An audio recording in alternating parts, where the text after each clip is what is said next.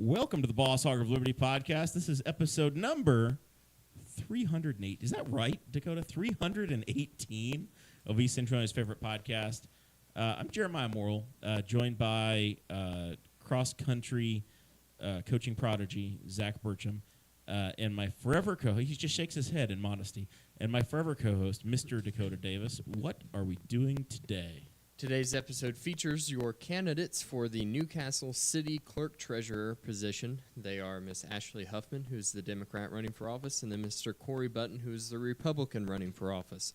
We're going to be talking to them first off about their backgrounds, their education, work experience, things like that. Tell us why they're running for office, and then we're going to get into the budget and their role in that, their projected relationship with the mayor, new or incumbent, and then we are going to talk about transparency in the office, and then the other administrative tasks that go into the clerk treasurer position, because there's some things that you might not know about, and if you want to hear them, make sure you stick around until the very end of the show. This show is about our lives in rural Indiana. We're here to push your boundaries and make you think as individuals. Sometimes we'll provoke you, other times we'll make you laugh, but hopefully you'll always learn something new. If you are a patron of this program, first of all, we thank you very much. Secondly, I think you learned a lot this time. It was very educational, very informative, and patreon.com/Boss Hog of Liberty, that's where you can go to listen to it. That is where you support the show on a monetary basis every month. It starts out at $5 a month, and it goes up from there, but you get access to show notes before the show starts.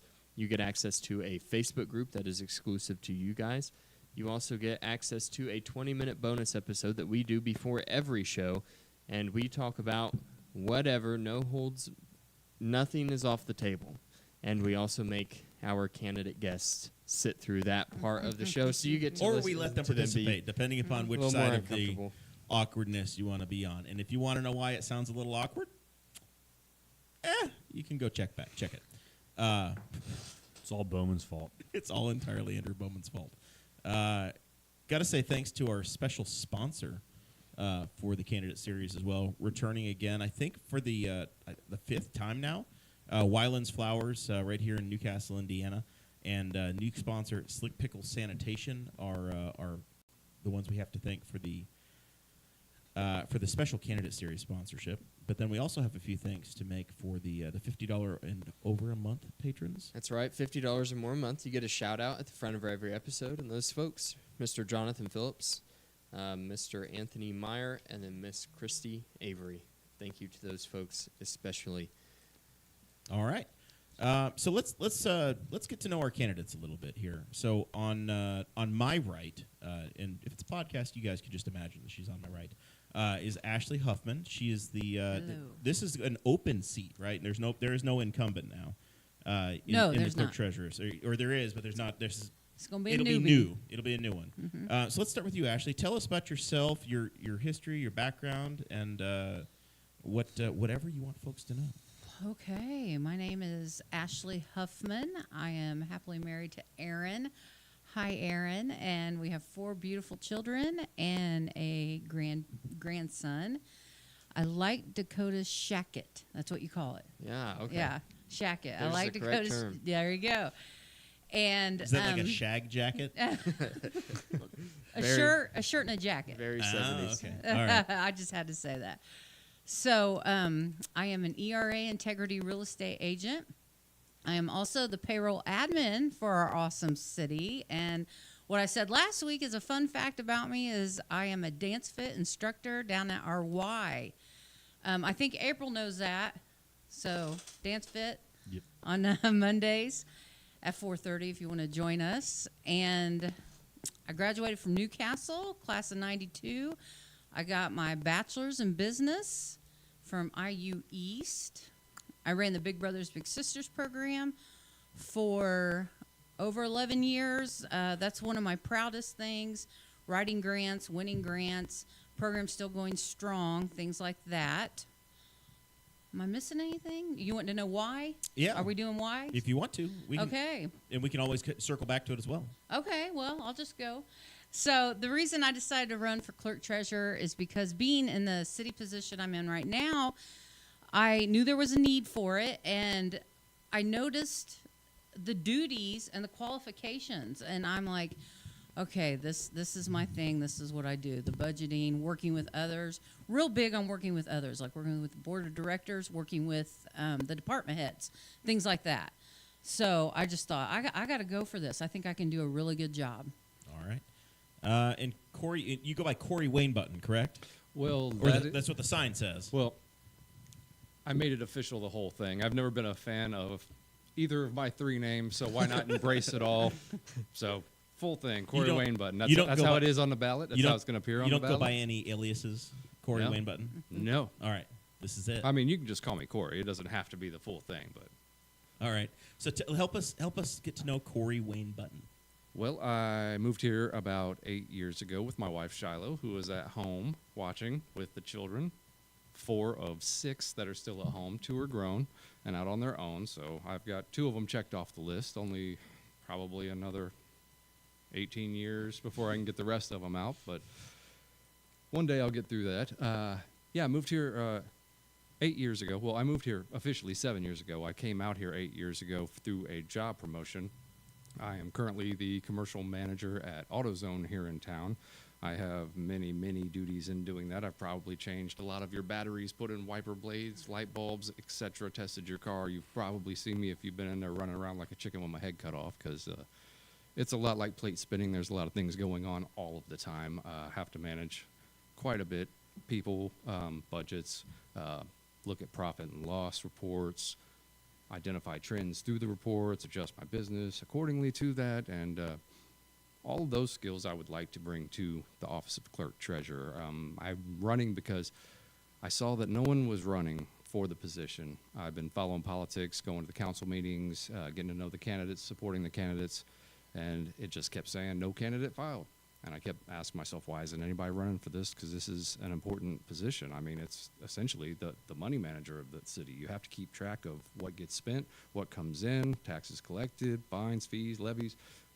Those all collectively come together for what our town uses to do things to make the city a better place. And if no one's going to do that, then I guess I'll step up. So, and to help the audience understand, I think so the incumbent is Brendan Kreider, Yes. and she was filed, and then I think during the filing window she had a change of withdrew, heart and yeah. withdrew from the race.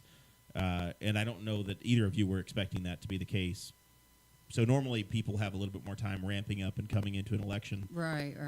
But in this case, I think by July, I think there had to be a decision made for each of you to get on the yeah, ballot. by the beginning of Yeah. July, we didn't even have primaries because no one was challenging anybody inside either party. And at that point, there still was no candidate filed for that. So it came down to the wire, and I think it was June 30th when I went and filed. And I even asked at the office if it was still an open seat. Oh, yeah.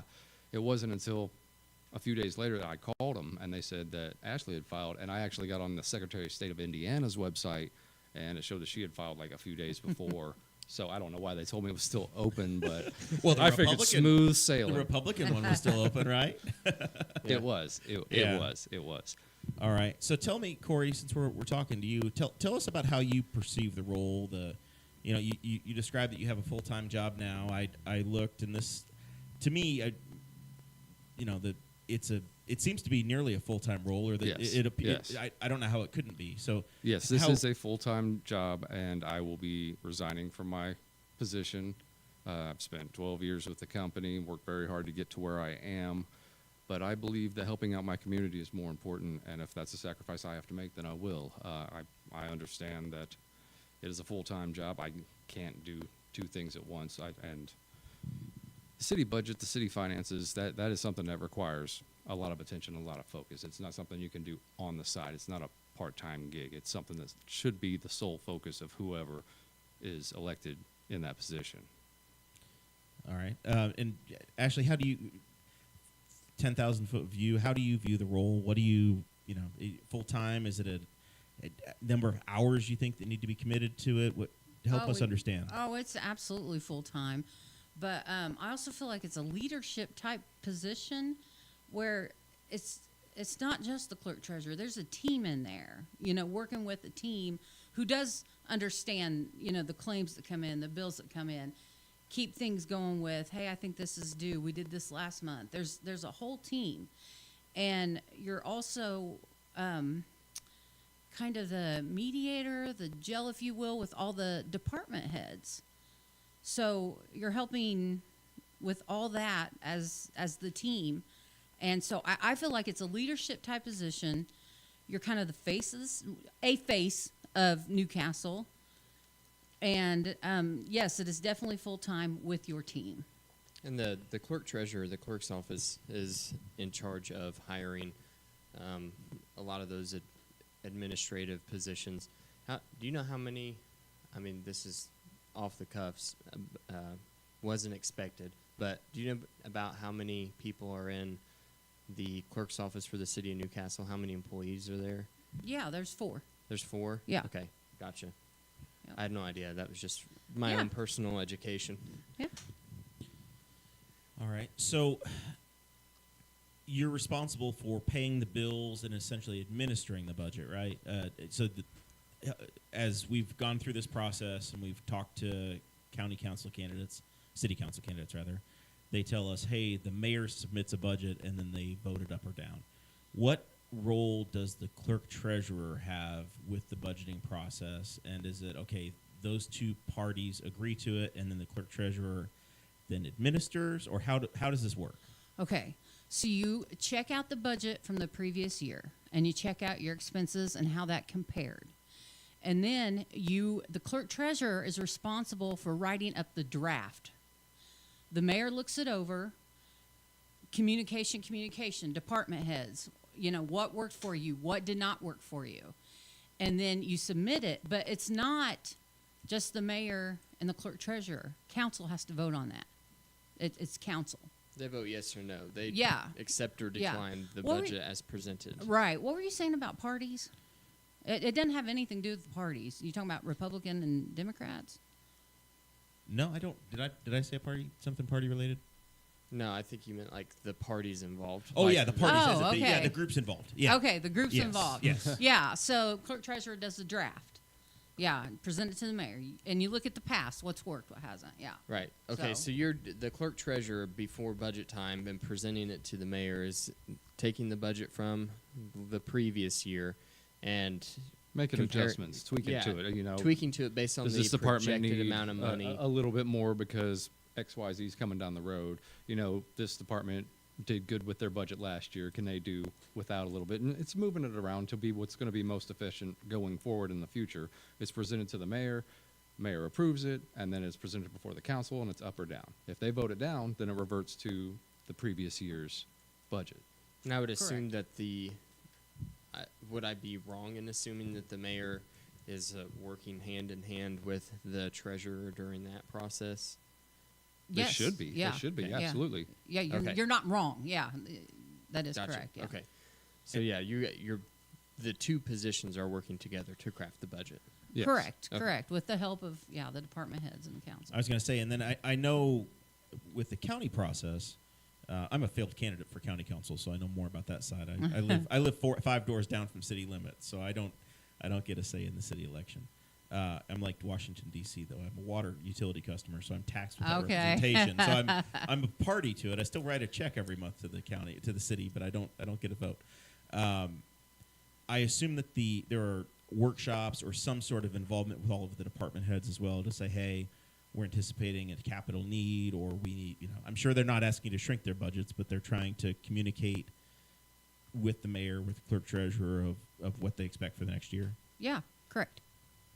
All right. And so the mayor's race is turning out to be a little bit more contentious as the time has gone on. Do you guys think that the working relationship with either mayor would be good between you guys, despite party affiliations? Well, I mean, it should be what's in the best interest of the city first and foremost. I mean, people are going to have political disagreements. People are going to have personal disagreements.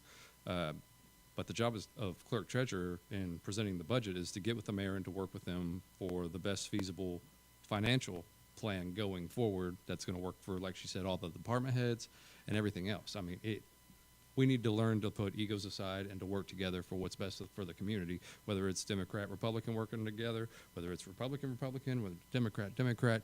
There needs to be a system in place where there's a mutual understanding and respect to make that budget work and present the best budget possible.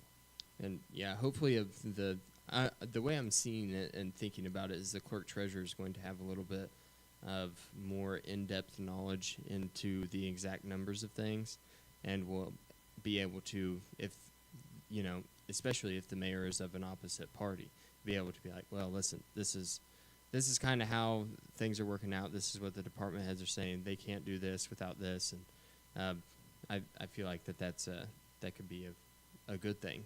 Right.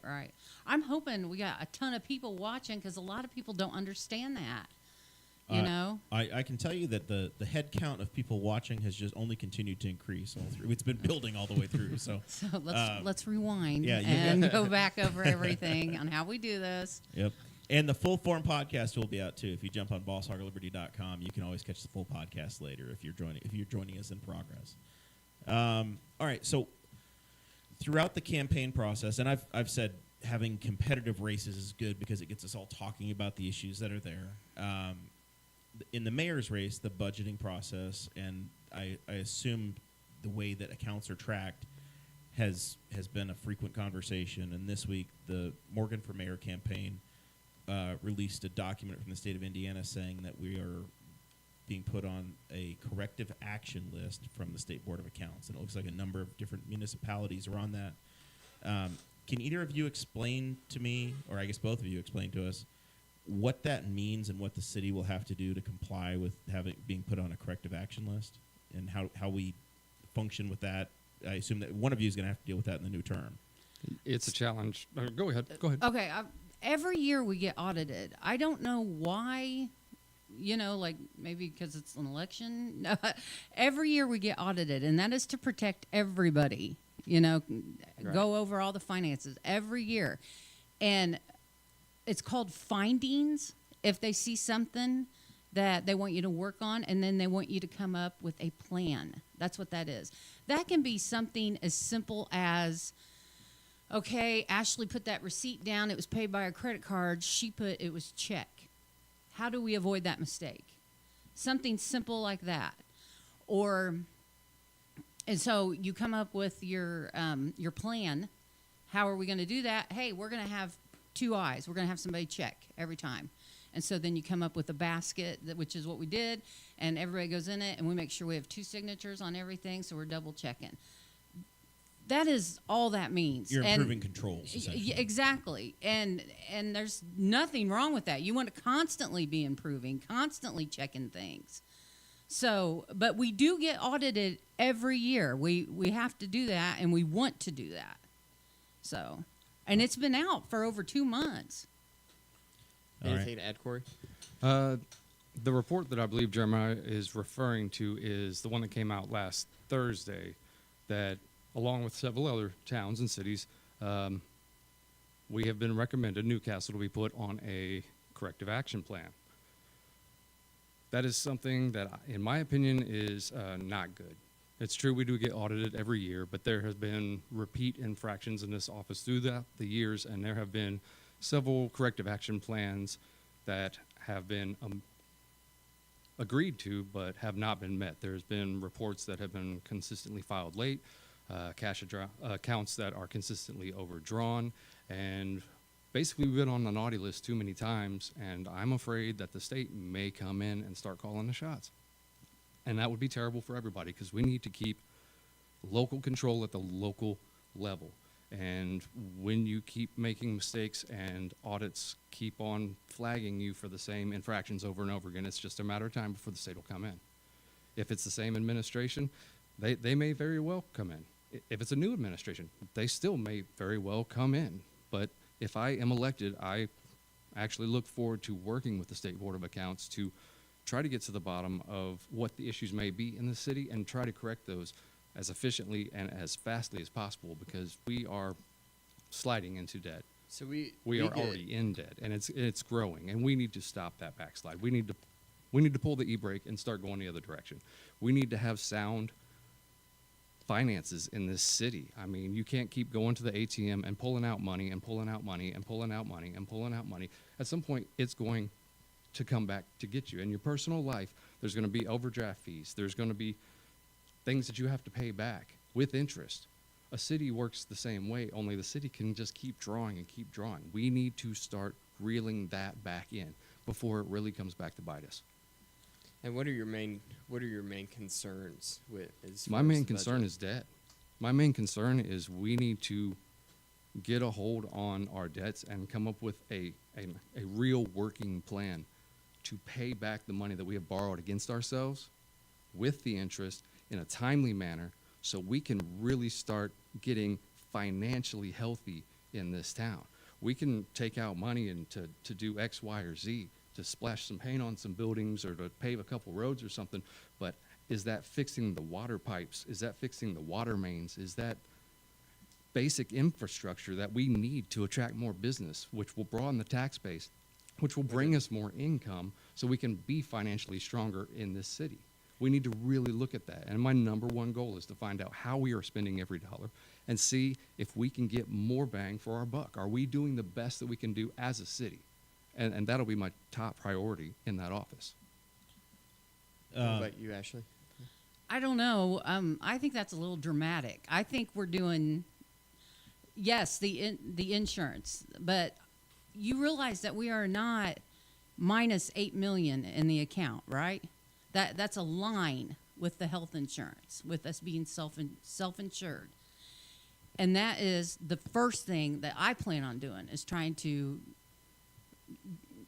chip away at that debt with the help of everybody else. So I went, like you, I have a business degree. So is it a future obligation of, hey, we've got $8 million to pay over time? Is it an $8 million cash deficit this year? What's the $8 million number? It's over time. Yeah, yeah, you're right. You don't want that. But again, self-insured is where the city pays your insurance bills. Right. And it's kind of, exploded, and, it's brought to everybody's attention. And I think the mayor said that it's in the budget for $3 million right off the bat for next year. So getting it down to $5 million, and then working towards that, chipping away at that. But So it is unfunded by $8 million currently. I don't know how to answer that. Unfunded. So like so it still needs to be funded by $8 million. Yes, and he's yes, going to be, yes. he wants to put $3 million if Yes, he's elected yes. again. And there are plans. And like I said, you got to come up with a plan, And I had suggested, let's do a 1-year plan. Let's do a 3-year plan and check it out. Maybe a 5-year plan and check it out. But you got a lot of good people that work for our city. We have a lot of employees that work hard for it and don't think it's just paint on a building and paved roads. We love our city, and we feel like things, are going pretty good with all that good stuff. The $2 million for the that we celebrated at the castle for downtown, that's awesome. And but for the new castle. there's always room for improvement, and absolutely that $8 million needs to be chipped away at.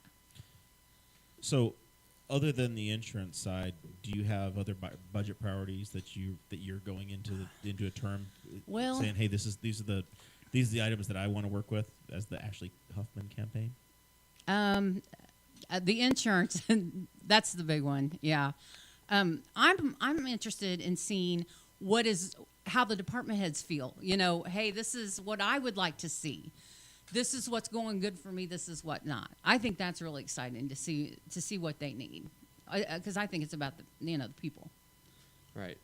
So it's talking to the chief of police, Exactly. the chief of the fire What's your department. team looking for? Right. Yeah. What do you guys need? Mhm. And then here's what we can actually do. Right.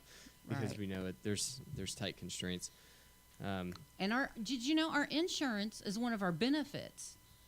Right. Because And this is a conversation we've had, I think, with the county representatives that have been here and the city representatives over time, is that we always we provide insurance to folks just like a private sector job would, but we choose and it's been explained to me many times that it's cheaper to do it as self-insured, right? I guess the cost or there are more savings to be captured by having a self-insured insurance program rather than shifting the risk to a third-party insurance company. But it sounds like coming through the pandemic that there were some very large expenses that maybe we didn't have in 2017, 2018, 2019, and now 2 or 3 years after the fact, now you've got some really big expenses that haven't been dealt with yet. Yeah. Is that accurate? Or been looked at, yeah. But obviously with the 8, you got to keep dealing with it. Okay. So we talked about the debt and making sure that we're chipping away at that any way that we can. However, in case of emergency, Dave Ramsey says you should have 3 months of your income saved up for any time. But when you're managing a city's finances, do you think that we need to be putting money back? There needs to be a reserve for different things, or should it all go to chipping away at that? There is a balancing act.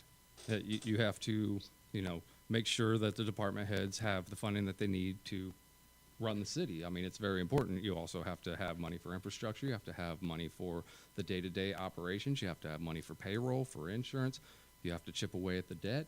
You also have to save. There's a lot of plates that are spinning all at once, and you need to figure that out. And that's one of the toughest aspects of this position is you're the person that looks at the numbers and figures out this is how much we have coming in, this is how much we have going out. What can we do? What can we save? What can we divvy up? Who's going to deserve what? Like, not everybody's going to be happy all the time. Some departments are going to get a little bit more because maybe they have more employees or maybe they have more urgent needs. And these are things that you have to consider every single one of those things. It is a full-time job that deserves a lot of attention. But yes, to answer your question simply, yes, we do need to have a rainy day fund. We do need to have money in the reserves because if something were to happen, we still need to pay our employees, pay their benefits. We have a city to run, and it doesn't happen for free. All right, what good is it being debt-free if it sucks to live here? The other side of it too is that I'm sure there are pressures on the city to continue for the city employees for wages to go up as they've been facing increased home prices, increased fuel prices, increased grocery prices. Yeah. All of everything has been inflating. So then the city also has to find a way to find cash to pay for and attract and retain city employees. Yeah, absolutely. That's one of the challenges. It's a part of that compensation package you're talking about. Yeah. All right. Any more comments from your side on the cash reserves or strategies? No, I agree. It's a bunch of spinning plates and I feel like a lot of good communication with the people who know what's going on, the people behind the scenes, the people who know the needs and the wants and things like that. Good communication, good teamwork. You're going to hear me say that all the time with a good leader, right? Okay. So that leads us right into the next set of the notes for us here, and that's the transparency idea. And I guess forgive all of our ignorance because I don't know that we spend a lot of time looking at the clerk treasurer office, but I think we're learning tonight how important it is for a community. How would you actually be able to make the office more visible, transparent, and communicate what's happening from your office to the citizens? Well, of course, an open door policy, that's always a big one.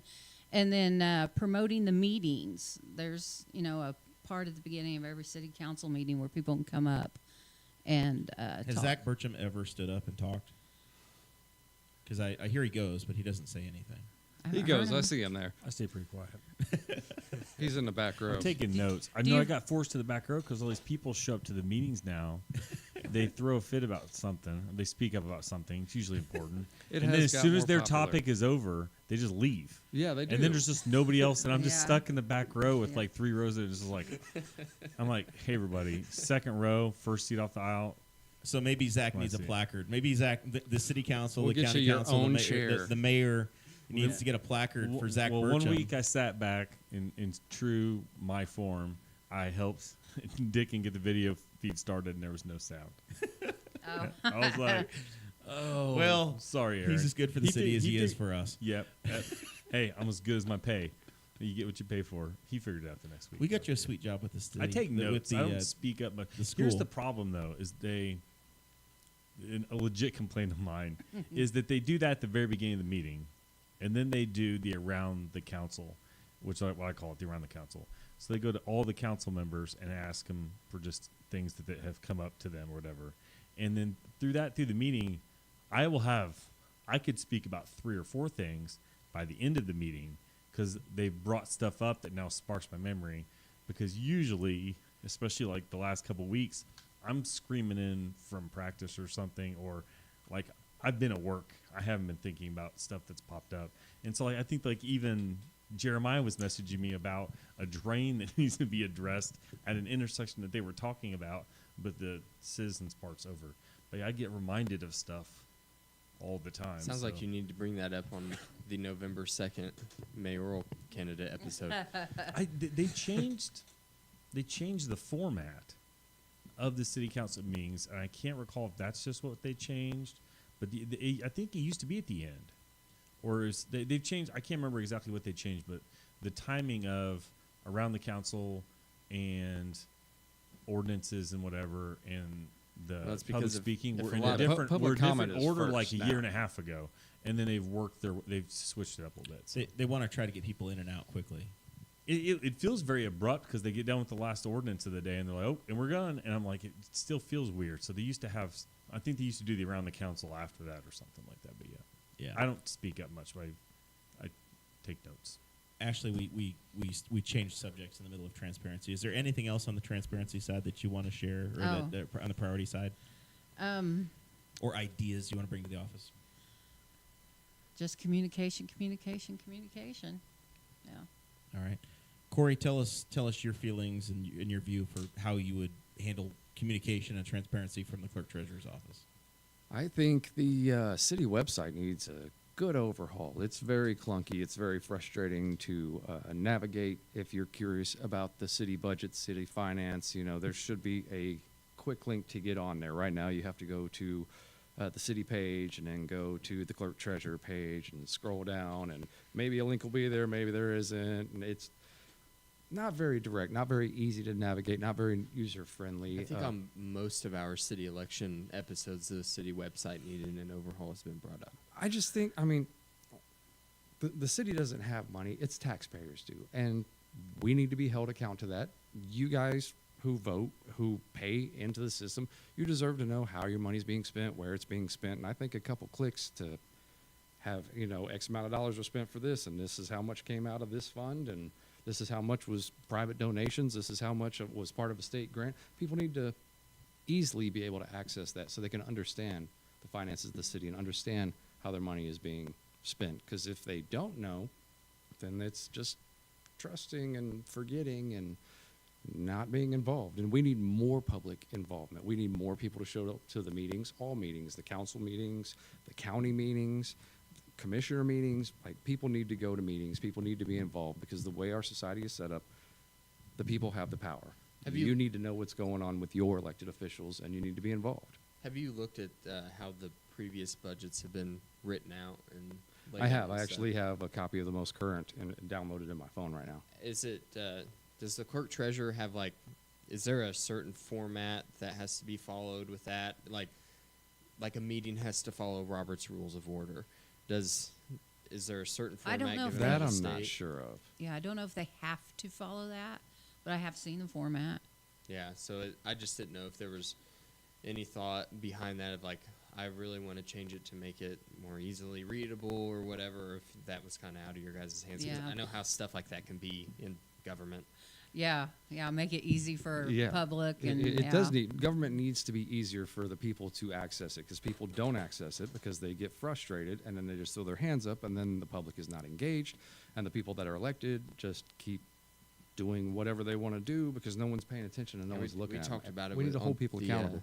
The judges candidates, the city judge candidates, how just trying to find a city ordinance right now is such a undertaking. I got our building neighbor, Brian Nichols. I was asking about a parking ordinance, and I only was able to look it up because I go to meetings. I have notes.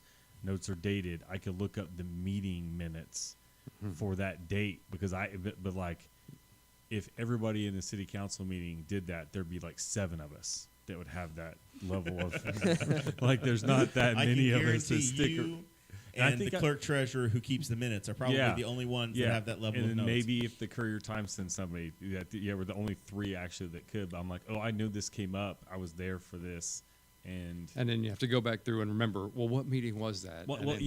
Find the. Luckily, I take notes on my phone in a Google Doc, and so I can search my Google Docs for like parking. Pops up. I knew the date. I could look up the date, and that's how I found it. But I'm like, Seems like a lot of steps, I knew though, right? as I did it though that if you don't have notes and have the date or the ordinance number in like available, you'll never find it. Because I tried to look up stuff. So yeah, that's come up about every week now. Yeah. Because you look up first of all just what's that? The city's website was like newcastlein.net or something. It's like an odd website even to remember to get to. But yeah, it's not easy to navigate to find ordinances and stuff. And I think to go back to the original question with transparency, like I mean, how much more transparent of government can you get than if you have a question, you go to the city website, you type it in, boom, there's your answer. Does the clerk treasurer's office handle the water department, like the water bill at this point, the utility bills, and paying that?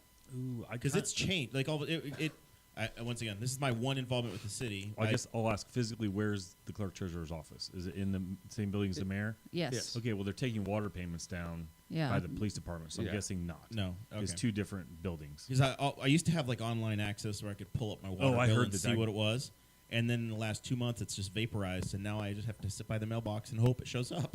I get my bill. I still get my bill electronically, and I just bill pay it, but I haven't. Bill talk on the Boss Hog Liberty. It's just an administrative function. I'm going to abandon the city. It's because you're outside the city. I'm just going to dig a well. Maybe I'm one of like 200 customers that has to do it this way. But you got to dig at the front yard next to your grinder pump from your sewer. Dig my own well and just pray, I think, is what we're going to do. They've revamped it up where you can pay it online. Well, I just want to see the bill. I just want to be able to see a copy of it. I get emailed a PDF. I do too. Oh, I get it twice actually because I never log in to see it. So I get a reminder with another copy of it I get that says, too. hey, you haven't looked at your bill yet this month. I'm like, yes, because you told me the first time. I don't know. I always would log into the website, username, password, see my bill, view it, download my statement, say, hey, pay the bill. That functionality went away like a month ago, and now I just have to hope and pray that it shows up. But then, Anyway, this is my testimony. What? Going back to transparency. They're going to cut off my water pipes. Off of water bills. Do you think that there's anything that the treasurer's office can do to try to get more people involved? Because, Ashley, you were talking about trying to talk to people about what they need, but as far as just the average citizen. Right. Bulletin board outside. This is what's going on. Ask questions. Yeah, I don't know who does the website. We're talking about the website. I don't know who does that. None of the city council candidates have known either. So someone just established a city website long time ago, and it's been running. That's a good question. Yeah, I'm starting to figure out whoever does the website. We've not elected them. I don't know who it is, but they are an unelected. Maybe that should be a new elected office, the city website. City manager. webmaster. Listen, we didn't have that whenever the state constitution was written, but it's time for an amendment. What about like lunch and learns, things like that? Hey, if you want to hear about it and you can't make our, stuff like that. Maybe see what people are looking for. What would you like? If you're interested. Donuts and learning. Yeah, I've been waiting on that one. Yeah, just an opportunity for donuts. Mm-hmm. Some coffee. All right. So, tell us about. I know this is something Brenda Grider has been very visible with, and that's been a communication piece for the city, and that's been the most visible side of the office to me. Is that if there is a community event happening, or maybe a utility outage or something happening, Brenda has been very quick to make sure that folks the alarm's been sounded. So I don't know if that's an official duty of the role or just something that Brenda takes upon herself. But what are the administrative tasks of the clerk treasurer office, Ashley? Well, the big thing's the budget. I do think Brenda kind of takes that on, but that is a excellent bonus. You know, like you said, she's been very good with that. And also, not just Facebook, though. You know, the paper, maybe the radio, things like that, because not everybody's on Facebook. I don't know if you know this, but clerk treasurer duties are from the state. I noticed that last note. We can't just add and subtract things. We are told by the state and what our duties are. I assume the minimum responsibilities for what you're going to oversee. Yeah. Or is it it's a very strict? These are the guidelines of what we can do. Yeah. Exactly. And did you know there's something called a clerk treasurer school? I did now. There you go. Everybody learns something. You learned something today. There's a clerk treasurer school that you're sent to, and you learn those kind of duties and how to keep everything legal. Is that like a 4-hour class, or like we send you away for 16 I weeks think and we you have to send change us. your mailing I address? think you send us away. You send us away for a little bit. I bet it's more fun than the coroner school. I think of hope- the coroner school. I school hope clerk too. treasurer schools. I up heard in- people are dying to get in there. Yeah. I hope clerk treasurer schools up near Roselawn. That would be great. They turn the AC up way higher at the coroner school. Oh my gosh! Did you see me look at the camera and go? Scene. Are you cold in here? Oh my gosh! I turn the heat on. It's like 65. You need to shack it. I'm all right. I'll go turn it up more for No, you. you're all right. But no, with that bottom piece there, I was talking more about the like the administrative officials that you have, like hiring more people. Does there need to be more people in the office assisting with tasks? Do you think that there could even be not necessarily less people, but just less going on? No, I don't think there could be less going on. We have to hire the people that we have the budget for. You know what I mean? All right. You know, and you don't want to I mean, unless it's kind of a catch-22. I mean, you know, if you hire more people to lighten the load, well, now you have less money to work with for what you're there to do. So, Right. Yeah. Yeah, that's very true. yeah, it's you know, very much a catch-22 in that. Yeah. Yeah, I totally get that. But the people that are in the office now are amazing. And then, you know, if you go to the different departments and, you know, maybe we need more field trips, you know, like when you're in school and you go to the fire station Oh, and that's things City, like the that. city open house. Yeah. You know, there's water department and the sewage department and, you know, the building inspector. That one's very busy. The two girls down there are really busy all the time. And what we do in clerk treasurer's office, it's just very interesting on how it all works, and it would be good to educate more on that. What are your thoughts on the administrative tasks of the office? So we've talked a lot about the budget, but not really about everything else, Corey. Well, like Ashley said, you have to work together with the people that are in there. She could probably speak to her actual duties now better than I could. She does have a leg up on me there, is that she's in there, and she kind of knows the day-to-day inner workings, and I am looking forward to finding those out and to see if there's a better way or a more efficient way to do that. It's just in my nature to look at things and examine them, and, you know, is this the best possible way, or is there better ways to do it? I mean, there's a total of 5, including the treasurer, in the office, correct? Well, right now, it depends. Under the clerk treasurer, there is a total 1, 2, 3, 4, 5, including the Including that's what Wait, hold on. 6, including the. including. Okay. Yes. Oh, okay. Is there there's an opening or somebody that's farmed out? No. One is a clerk for a different department, and then one that goes back and forth with water. Okay. Yeah, and then So it's like a split. yeah, split and role. then a payroll, Mhm. a bookkeeper, and accounts receivable, who just all do amazing work. I think having as much crossover in those positions would be beneficial for everyone. If someone's sick, if someone's out, then everyone else can cover for it. It's good to have double coverage and to have that kind of communication amongst your team to try to cover any kind of gaps. If if there's just one person who does X and they're sick or get hurt and can't come in, is that going to fall by the wayside, or are there other people that understand that position and can step up and do that? Just basic managerial things as far as the day-to-day goes. I would like to see everyone being cross-trained for everyone else's position. So that way, if there is, God forbid, any kind of vacancy or any serious thing that comes up, then the city doesn't have to wait for us to figure it out. We can have a backup plan already installed. Which Right. we do that. There's Good. Good. there's a lot of us that are like, there's somebody on vacation right now. We're cross-trained into doing hers. And, administrative duties, things like that. I think it's pretty cool to do trainings and maybe like personality test. How do you learn? Some people learn hands-on. I learned by making horrible mistake time after time, and eventually I learned my lesson. There you go. That's Have my you way. have you taken a personality test Um, just to see? yeah, we have. yeah. I I don't think it was remember what a his bit of was. an ENTJ situation. Okay. TJ, yeah, that's exactly what it was. I remember. Yeah. Yeah, there you go. And seeing that kind of thing. Yeah. Corey, on the communication side, maybe not. Maybe you think that, or is the clerk treasurer spot the spokesperson for the city of Newcastle, or do you intend to use the platform in a visible way?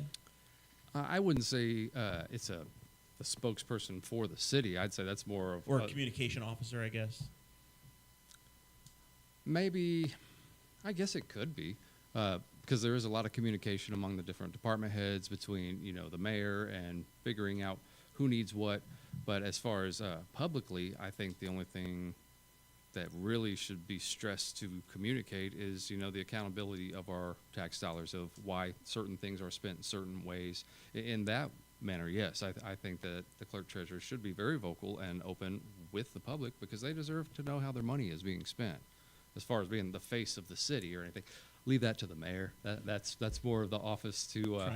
Trying to get you guys your very own statues when your term is up. We're going to say we're going to build a bench or a statue or something to Hey, celebrate. I'm happy to be a communication leader. I like that stuff. The clerk treasurership of Ashley or Corey as they finish their 40 years of service to the city, and we finally let them go.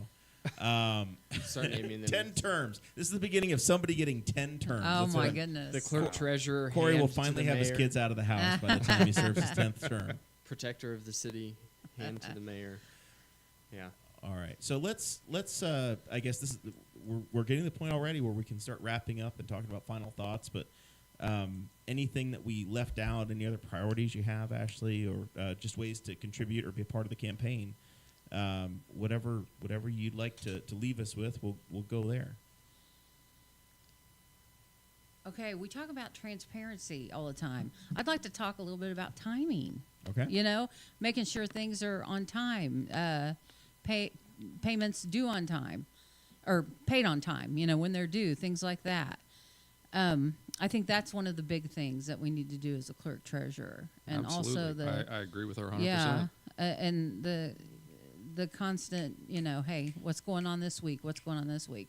Saying like vendor bills, making sure that your vendors are All taken of it, care yeah, of. or what- all of Yeah, it. all Yeah, the bills. all of it. I mean, and not only that, but the collecting of fees coming in needs to be done in a timely manner, and the payment of bills going out needs to be done. I mean, just like in your personal life. I mean, for me personally, bill comes in, bill goes out. I rarely even look at the due date. I pay it as soon as I can pay it, like as soon as possible.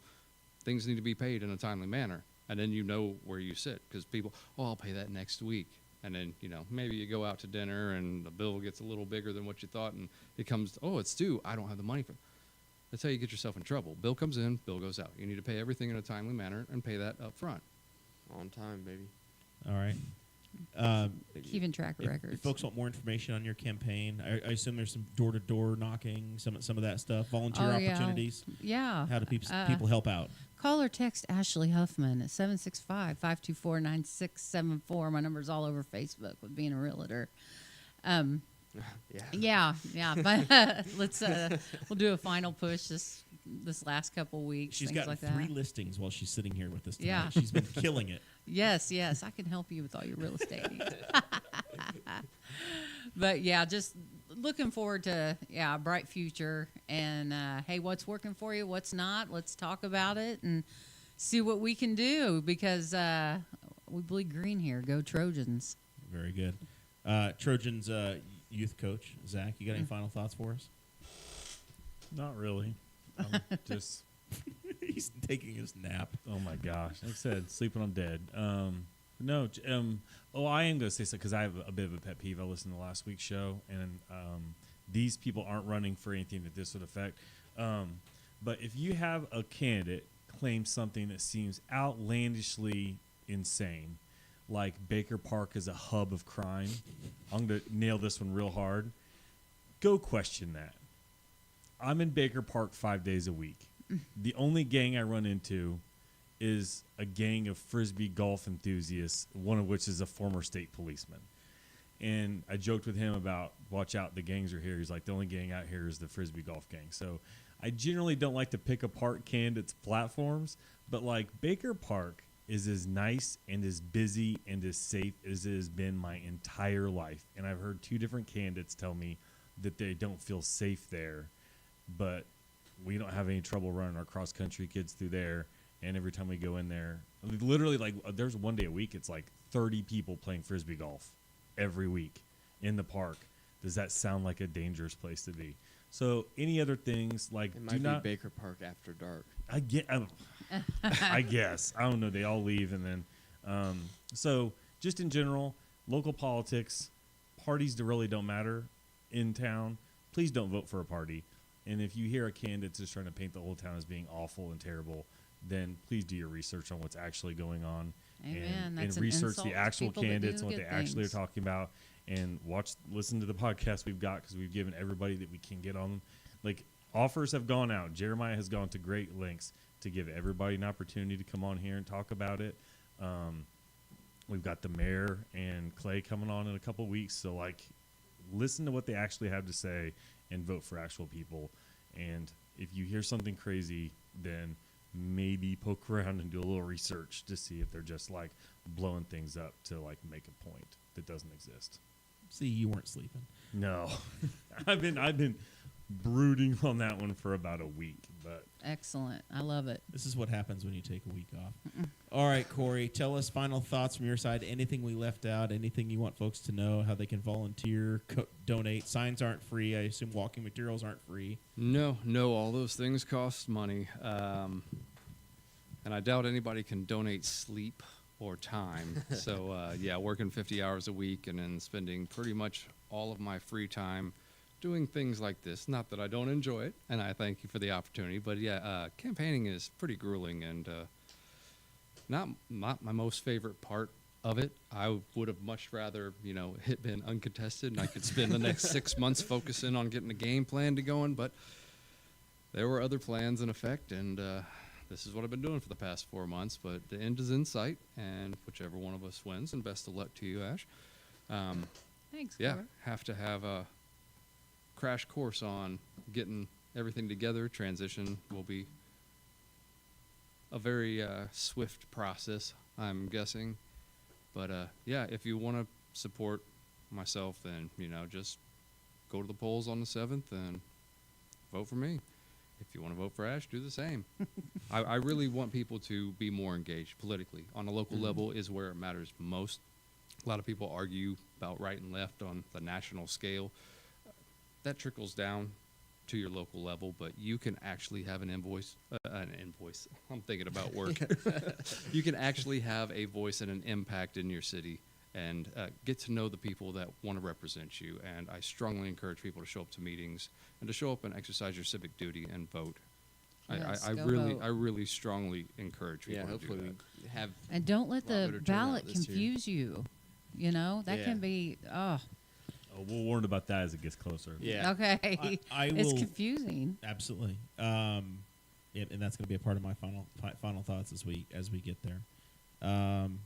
Dakota, anything else? Thanks, both of you guys, for coming on. Thank you both Appreciate for it. running. Yeah. Learned a lot about the clerk treasurer's office. This has Yes. been an interesting campaign season. Everybody look at me. I mean,